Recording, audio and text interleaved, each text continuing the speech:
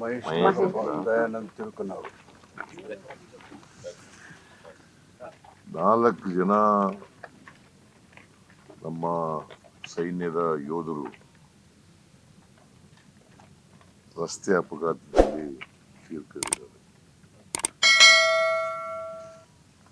4 ಜನ ದಯಾನಂದ್ ತಿರುಕಣ್ಣನವರ್ ಬೆಳಗಾವಿ,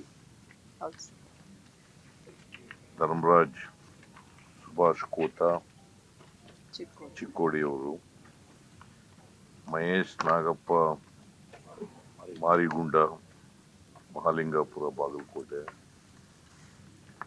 ಆಮೇಲೆ ಅನೂಪ್ ಪೂಜಾರಿ ಕುಂದಾಪುರ. 4 ಜನ ಕರ್ನಾಟಕದವರು. ಕರ್ನಾಟಕದ ಯೋಧರು ಅಕಾಲಿಕ ಮರಣಕ್ಕೆ ತುತ್ತಾಗಿದ್ದಾರೆ. ಅದರಲ್ಲೂ ಆಕ್ಸಿಡೆಂಟ್ನಲ್ಲಿ ಸತ್ತಿರ್ತಕ್ಕಂಥ ಜಮ್ಮು ಅಂಡ್ ಕಾಶ್ಮೀರದಲ್ಲಿ ಪೂಂಚ್ ಏರಿಯಾದಲ್ಲಿ ಸತ್ತಿದ್ದಾರೆ. ಪೂಂಚ್ ಜಿಲ್ಲೆ. ಇವರ ಆತ್ಮಕ್ಕೆ ಚಿರಶಾಂತಿ ದೊರಕಲಿ ಅಂತ ಹೇಳಿ ನಾವು ಪ್ರಾರ್ಥನೆ ಮಾಡ್ತೇವೆ.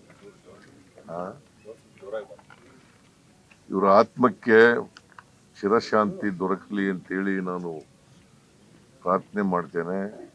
ಇವರ ಕುಟುಂಬ ವರ್ಗದವರಿಗೆ ಇವರ ದುಃಖವನ್ನು ಭರಿಸ್ತಕ್ಕಂಥ ಶಕ್ತಿ ಕೊಡಲಿ ಅಂತೇಳಿ ದೇವರಲ್ಲಿ ಪ್ರಾರ್ಥನೆ ಮಾಡ್ತೇನೆ. ಮತ್ತೆ ಸರ್ಕಾರದಿಂದ ಏನೆಲ್ಲ ಇವರಿಗೆ ಪರಿಹಾರ ಕೊಡಬೇಕು ಆ ಪರಿಹಾರನ ಅವರ ಕುಟುಂಬ ವರ್ಗದವರಿಗೆ ಕೊಡ್ತಕ್ಕಂಥ ಕೆಲಸವನ್ನು ಮಾಡ್ತೇವೆ.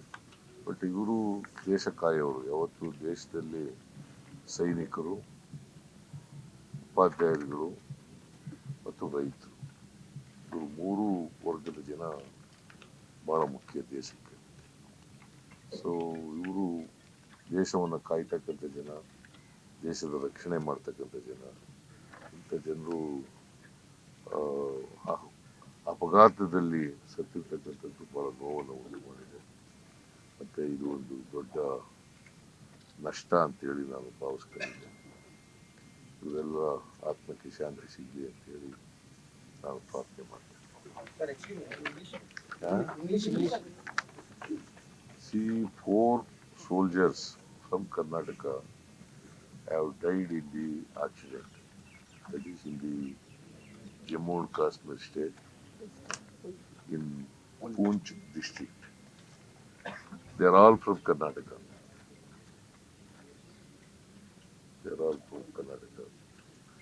2 from Belgaum, 1 is from Bagalkot, the another is from Udupi. Dayanand Tirukananavar from Belgaum,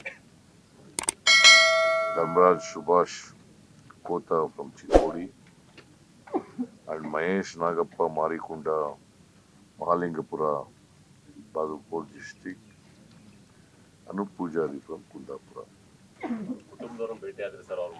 ಅವ್ರಿಗೆ ಹೇಳಿದ್ದೀನಿ, ಅವ್ರಿಗೆ ಸಾಂತ್ವನ ಹೇಳ್ತಕ್ಕಂಥ ಕೆಲಸ ಮಾಡಿದ್ದೀನಿ. ಮತ್ತೆ ಅವ್ರ ಕುಟುಂಬ ವರ್ಗದವ್ರಿಗೆ ಪರಿಹಾರ ಕೊಡ್ತಕ್ಕಂಥ ಕೆಲಸನೂ ಕೂಡ ಮಾಡ್ತೀವಿ. ಅದರಿಂದ ಸರ್ಕಾರದ ನಿಯಮಾನುಸಾರ ಏನೇನು ಪರಿಹಾರ ಕೊಡಬೇಕು ಅವ್ರಿಗೆ ಕೂಡಲೇ ಪರಿಹಾರ ಕೊಡ್ತಕ್ಕಂಥ ಕೆಲಸ. ಲೇಟೆಸ್ಟ್ ಹಾಗೂ ಇಂಟ್ರೆಸ್ಟಿಂಗ್ ಸುದ್ದಿಗಳಿಗಾಗಿ ಬಾಸ್ ಟಿವಿ ಕನ್ನಡ ಚಾನೆಲ್ನ ಸಬ್ಸ್ಕ್ರೈಬ್ ಮಾಡಿ. ಹಾಗೆಯೇ ಬೆಲ್ ಐಕಾನ್ ಪ್ರೆಸ್ ಮಾಡಿ. ಇದರ ಜೊತೆಗೆ ಫೇಸ್ಬುಕ್, ಇನ್ಸ್ಟಾಗ್ರಾಮ್, ಎಕ್ಸ್ನಲ್ಲೂ ಮಿಸ್ ಮಾಡದೆ ಫಾಲೋ ಮಾಡಿ.